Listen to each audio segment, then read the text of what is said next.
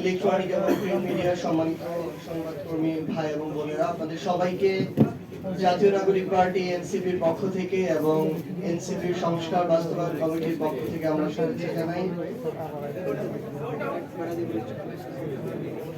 আমরা ছোট থেকে যখন বড় হচ্ছিলাম, মানে স্কুলে যখন পড়ছিলাম, মাত্র স্কুলে যাওয়া শুরু করেছি, 3, 4, 5 এ পড়ি আমরা, এই বয়সে অনেকে এখানে আছি।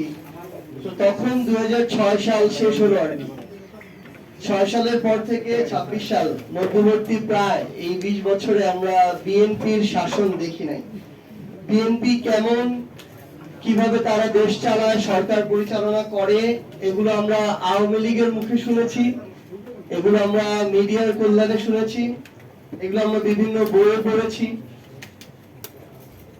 কিন্তু সবসময় একটা জিনিস মনে হতো আর কি, যে আজকে থেকে 3, 4, 5 বছর আগে যে বাংলাদেশের বড় দুইটা রাজনৈতিক দল তো তখন আওয়ামী লীগ এবং বিএনপি ছিল, তো মনে হতো যে একটা রাজনৈতিক দলের শাসনামল তো নিজের জীবদ্দশায় অনেক দেখলাম, আরেকটা দেখার সৌভাগ্য হবে কিনা বলে আসলে তুলনা করা যেত যে কে তুলনামূলক ভালো।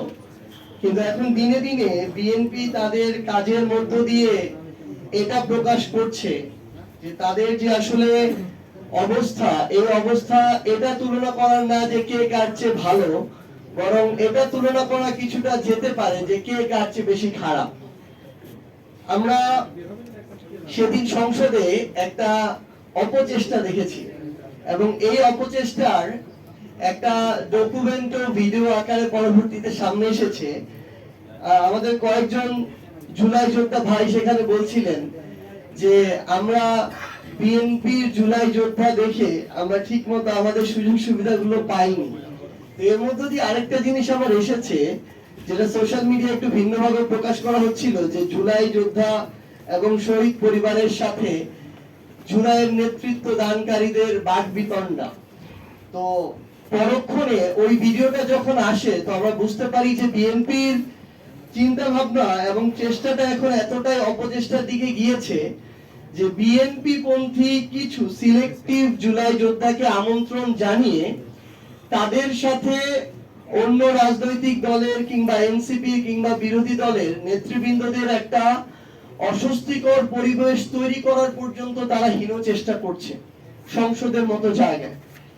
এবং আমরা আমাদের জায়গা থেকে দেখলাম যে আমাদের প্রতিমন্ত্রী, স্থানীয় সরকারের প্রতিমন্ত্রী, যাকে আমাদের মাননীয় প্রধানমন্ত্রী জনাব তারেক রহমানের বিভিন্ন বিশেষণে বিশেষায়িত করা হয়, তো তিনি তার জায়গা থেকে